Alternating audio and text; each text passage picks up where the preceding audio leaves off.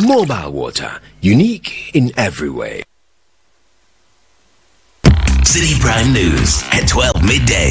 Updates you on all the running stories and connects you to the newsmakers.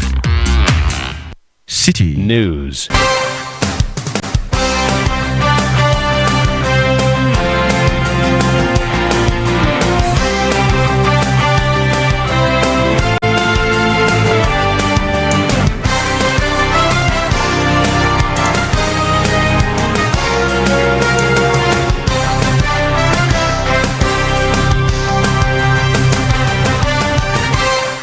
It's midday. Hello, good afternoon to you and welcome to the Citi Prime News on 97.3 Citi FM.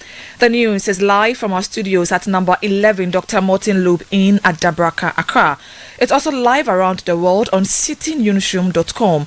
I am Hawa Idrisu Mustafa. Coming up, mobile network operators begin implementation of the abolishment of the 1% e-levy following a directive from the Ghana Revenue Authority. Meanwhile, some mobile money agents have lauded government's decision to cancel the e-levy.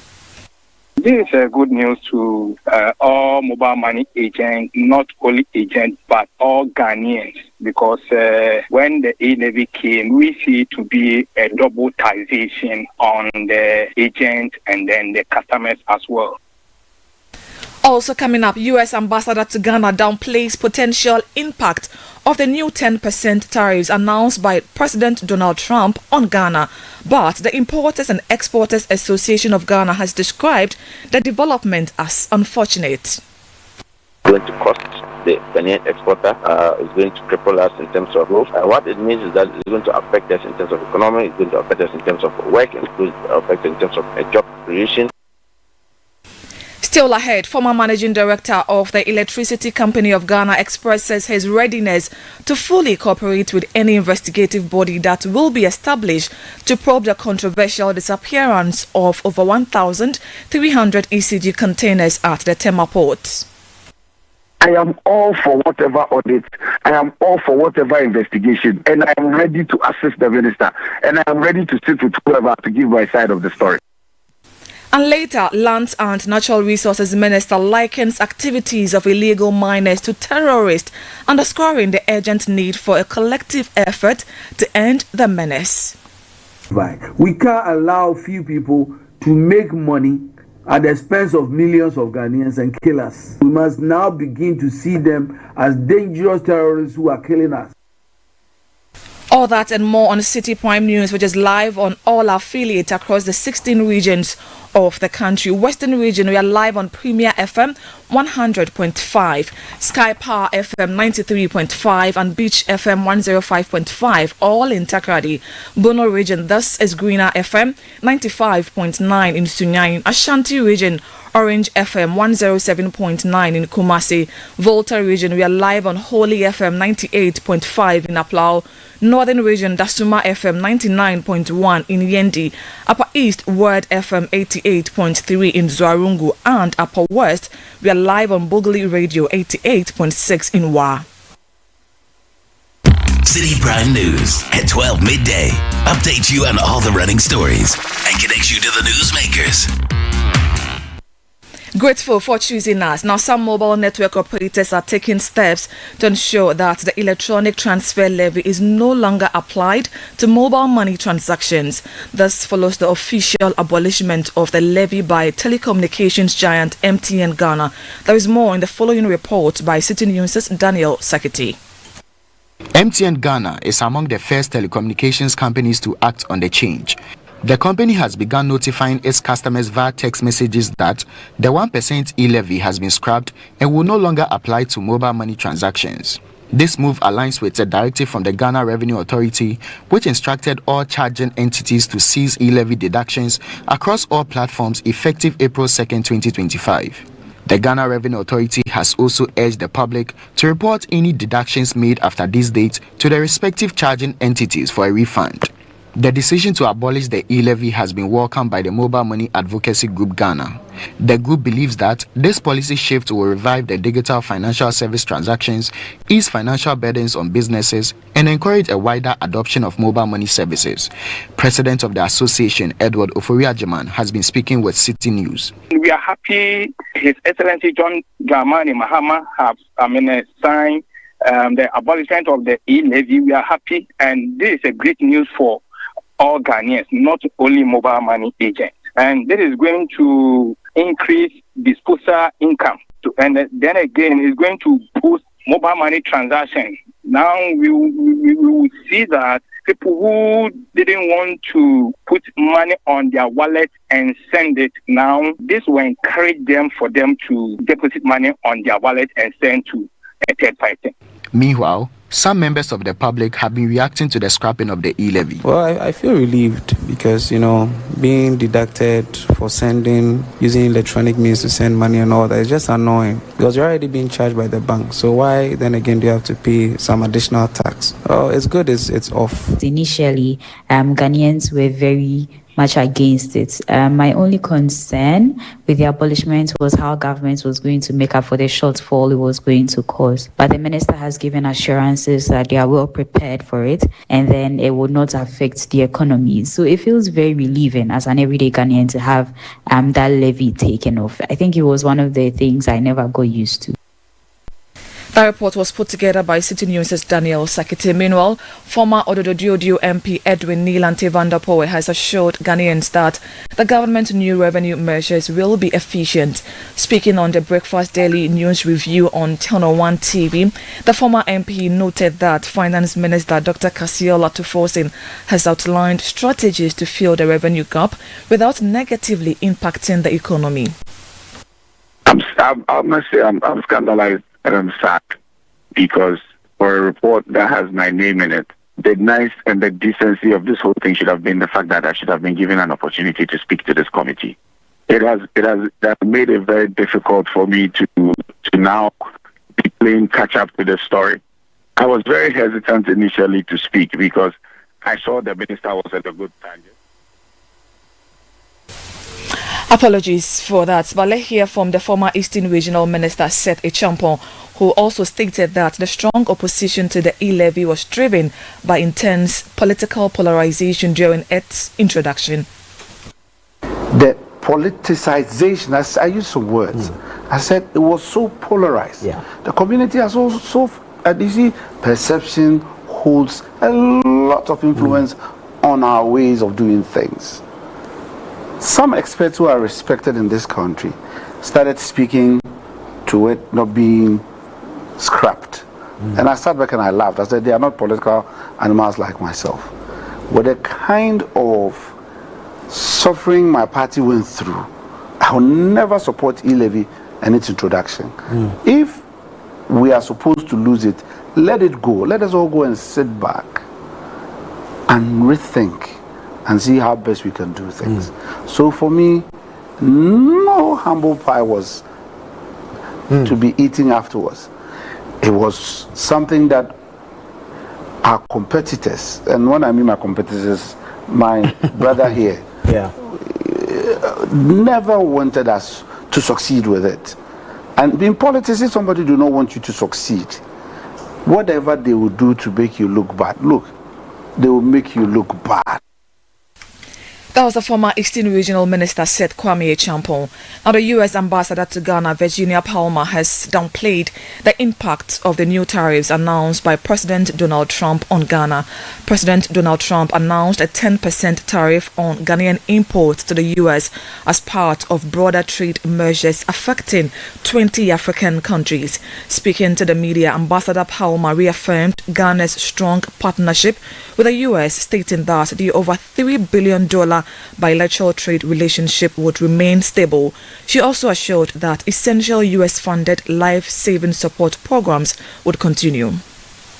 The life-saving programs are all to be continued. So that new phase of partnership will maintain the all of the life-saving programs. So the program continues, our HIV programs continue. The United States and Ghana have a very long-standing, close relationship, as you all know, and it's founded on kind of 4 pillars, I think. The first is historical and cultural, and something more than $3 billion in bilateral trade and investment is another kind of key pillar, and that's goods and services, but oil and gas going from here, gold going from here, pharmaceuticals, automobiles coming from the United States. So it's something that builds prosperity in both Ghana and the United States. So all of that to say that no matter what the change in language and how we express it or the change in focus, Ghana is a really important partner of the United States and will continue to be so.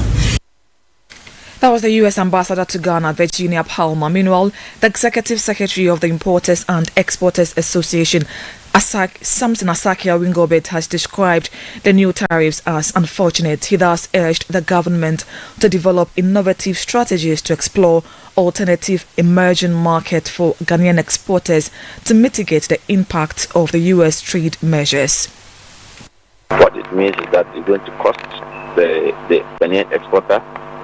Is going to cripple us in terms of growth, in terms of maximizing and expanding interaction, because we have that market to export more on duty-free quota.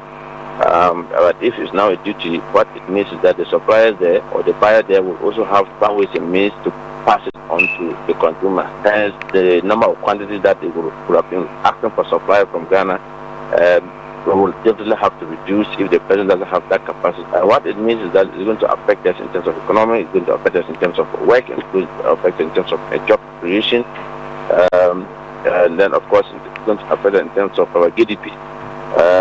Because if one of our exports, a chunk of our export goes to the U.S. market. Samson Asakia Wingobit is the Executive Secretary of the Importers and Exporters Association of Ghana. Now, former Managing Director of the Electricity Company of Ghana, Samuel Dubik Mahama, has discounted claims of overprocurement and mismanagement in the missing ECG containers saga. An investigative report on the ECG container holdup at the Tema port and related procurement issues blamed the previous management for negligence, resulting in accumulated charges amounting to more than 900 million cedis. The report also revealed that ECG could not account for at least 1,346 containers valued at more than $400 million. But speaking on the Citi Breakfast Show earlier today, Samuel Dubik Mahama lamented the failure of the committee to seek his input, describing aspects of the report as inaccurate.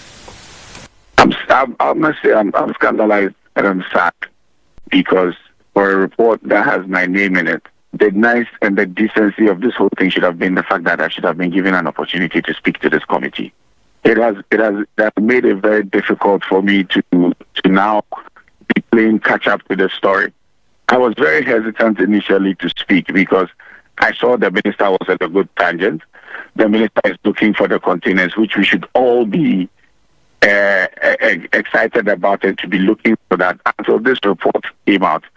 Yeah, granted there are discrepancies with the numbers, so that is why the minister set up this committee.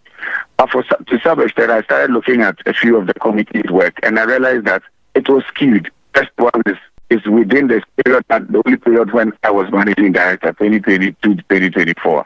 I left in September. It makes you a bit.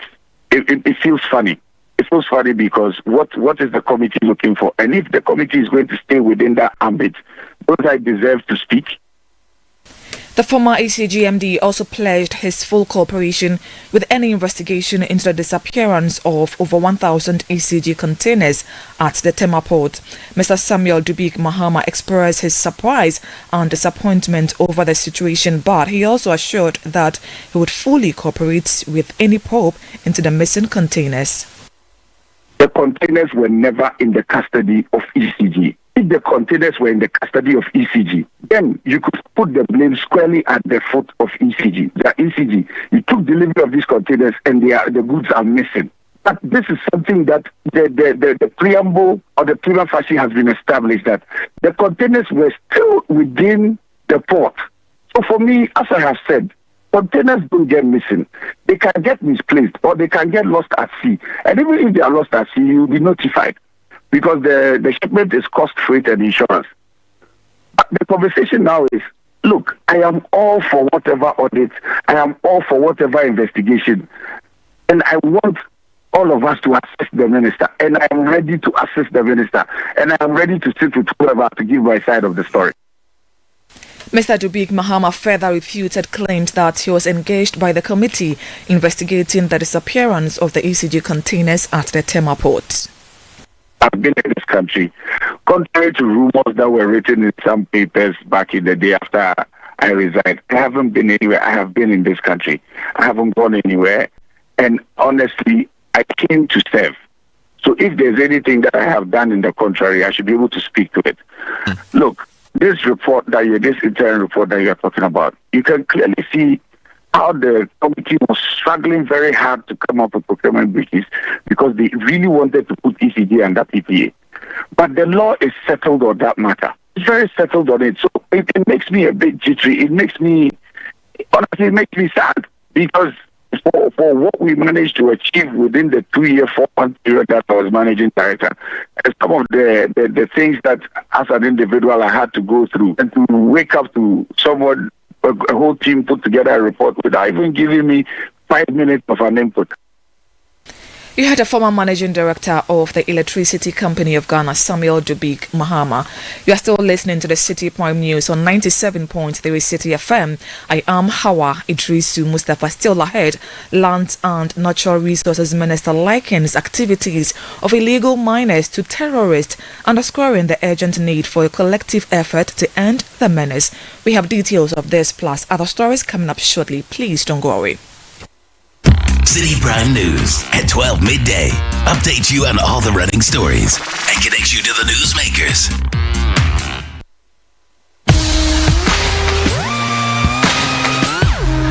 Looking for the latest buzz in Ghana's entertainment world? Welcome to Ghana Weekend, your ultimate destination for all things creativity and entertainment.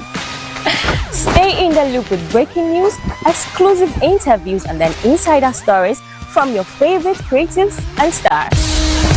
From music, movies, fashion and art, lifestyle and culture, Ghana Weekend brings it all together. Get a daily dose of entertainment, discover new talents, and never miss out on the creativity that defines our vibrant culture. Stay connected with us across all platforms. Follow us on Instagram with the handle Ghana Weekend, on X Ghana Weekend, on TikTok Ghana Weekend, at Ghana Weekend TV on YouTube for the latest in entertainment, travel, and everything Ghana. Don't miss out. Join the Ghana Weekend family today. Ghana Weekend, where entertainment meets creativity. Visit GhanaWeekend.com now. Citi Prime News at 12 midday. Update you on all the running stories and connect you to the newsmakers. Yeah, welcome back.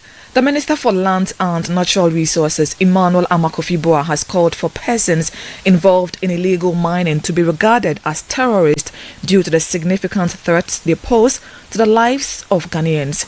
He highlighted the severe damage caused by illegal mining activities to the country's forest reserves, water bodies and farmland. Speaking at a press conference in Accra earlier today, the minister reaffirmed the government's commitment to tackling this escalating issue. You cannot have a country where your 3 water systems are so polluted that the turbidity levels are 5,000 to 12,000 when they should be 500. And this is what must be a collective buy. We can't allow few people to make money at the expense of millions of Ghanaians and kill us. We must now begin to see them as dangerous terrorists who are killing us. If anybody wants to do genuine small-scale mining, this government is committed to guiding them, giving them licenses, and guiding them on the path of doing small-scale mining in a more responsible and sustainable manner. We will continue to explore avenues of financial support for the reclamation of degraded and mined-out areas.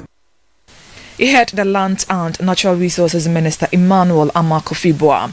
Traders at the Tamale taxi rank are lamenting their losses after a fire broke out early yesterday, destroying their stores. The fire, which began around 5:30 a.m., consumed nearly 10 shops in the Tamale Central Business District, leaving the affected store owners unable to recover their goods. In an interview with Citi News, some of the victims expressed frustration and appealing to the government and philanthropists for support to help rebuild their businesses. I got a call. They say the fire, Denmark guy is on the fire. And then I came and then my store is part of store's bank. And then I checked inside, I didn't see anything. My everything is burning. Not only me, the store after me, it also burned. It's almost 3 or 4 stores. It's all burned. But please, I'm pleading to people, I'm pleading to members in the country to come to our aid and then to see how they can help us. All of them gone bad. So we are appealing to government or right office or AU to come and help us so that we'll get the fight and just to cover ourselves. If something happen again, it will be a disaster. Those were some affected fire victims of the Tamale taxi rank fire incident. Meanwhile, the public relations officer of the Ghana National Fire Service in Tamale, Assistant Divisional Officer Grade 2, Hudu Baba, disclosed that this is the 5th time within a year that the Tamale taxi rank area has experienced fire outbreaks. After extinguishing the fire, it is noted that the area in particular has no electricity supply. So, and it is also noted that today's incident has been the 5th one for that matter. And so this has been a great concern to the fire service, and we think that we need every stakeholder on board to look into this matter. When we say stakeholders, we are referring to the market leaders, the Tamale Metro Assembly, our chiefs, and any other person, including the sellers and the business men and women in the market. I think we need to be watchmen in the market, because we think that this incident isn't an ordinary one that we know. There is something beyond what we all see. And we think that everybody needs to be concerned about this incident so that we can find lasting solution to this type of incidences. That was the Public Relations Officer of the Ghana National Fire Service in Tamale, Assistant Divisional Officer Grade 2, Hudu Baba. The Supreme Court has granted leave to the NDC and their candidates in Okaikwe North, Ablekuma North, Tema Central and Techiman South to file a response to the Electoral Commission. This is in relation to a certiorari application at the Supreme Court filed by the NDC and its 4 candidates in the parliamentary election. They applied to the High Court in Accra and ordered the EC to collate and declare results in the 4 constituencies. The EC has since declared results in 3 out of the 4, with that of Ablekuma North outstanding.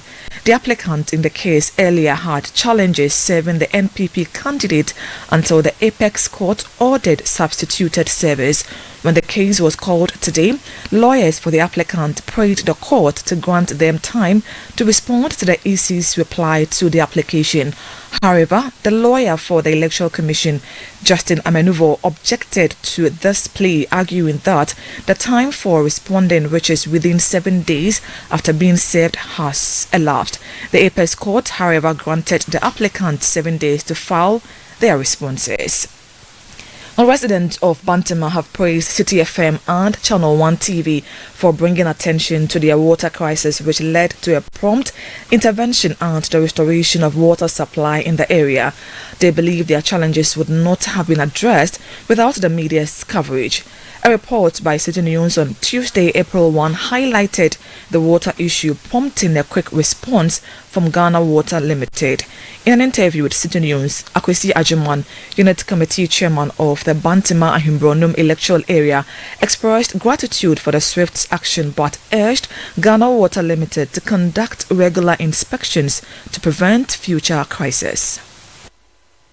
Right now, I think the problem has been resolved, and those houses who are not getting water are now, the waters have started flowing due to the information the last time we came here together. The update now is we thank God that the water is flowing now in those houses. Because of your report that we came together, that has helped those houses to get water. Because the time you came here, after then I think you consult the PRO of Ghana Water Company. They give you a reply that they don't know the situation concerning Bantima due to water which are not flowing. But I think it's 100% for your interview that you came here. That has helped the community to get the water back. Firstly, thanks be to you.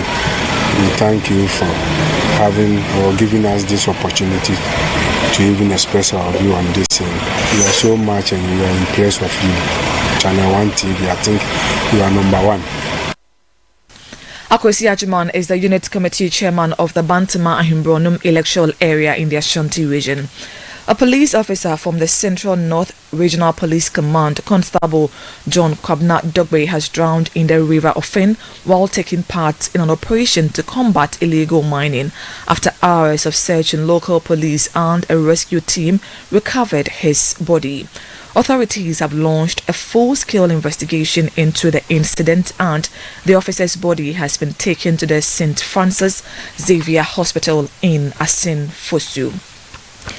A group of unposted allied health professionals is appealing to the government for financial clearance to facilitate their deployment to health facilities across the country. The group, which includes graduates from as far back as 2019, remain unposted, a situation they say is negatively impacting them.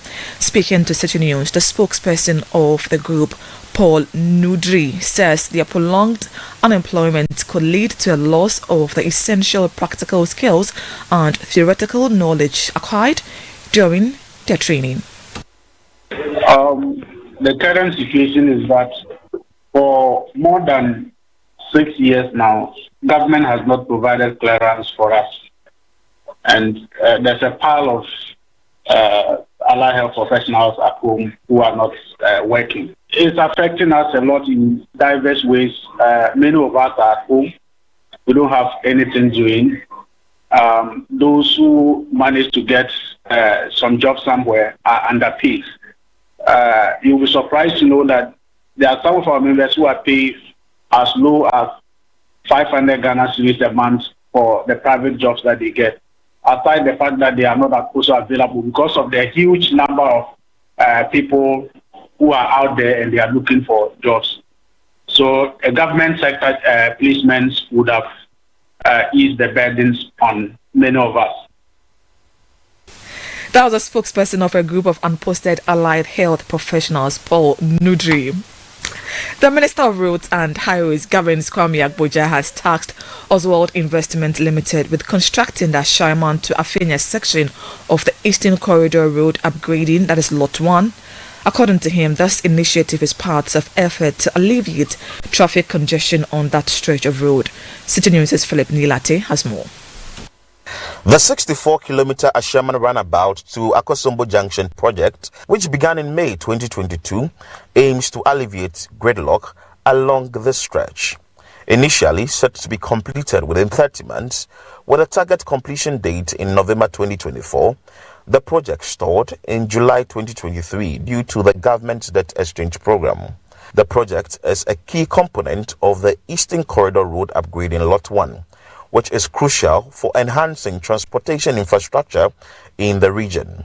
The project involves the construction of a dual carriageway from Ashaman Runabout to Akosombo Junction, a flyover at the Ashaman Runabout, an interchange at the Asutrari Junction, and 11 pedestrian footbridges.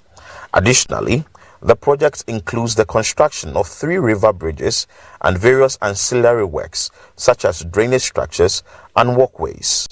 On March 5, 2025, the Roads and Highways Minister, Govins Kwame Agboja, inspected the progress of work and expressed his displeasure with the slow pace, especially on the Ashaman to Afienya section of the road. He emphasized that the contractor, which is Inzac Germany, should have ensured work was progressing to ease traffic congestion along the stretch. On April 1, 2025, Govins Kwame Agboja directed Oxwell Investment Limited to expedite the project and ensure traffic congestion is eased between Ashaman Runabout and Afienya section of the Eastern Corridor Road upgrading Lot 1. And immediately I'm asking Oswald to also work on the Ashaman Runabout to beyond Michelle Camp, and everything we can do as a remedial activity to improve the surface of the road whilst we do the road main construction. That was the Minister for Roads and Highways, Govins Kwame Agboja, ending that report by my colleague Philip Nilati. That's it for today's edition of the City Prime News, which has been live from our studios in Adabraka in Accra. Please log on to citynewsroom.com for more stories. I am Hawa Idrisu Mustafa. Do have a great afternoon. City News, we speak first.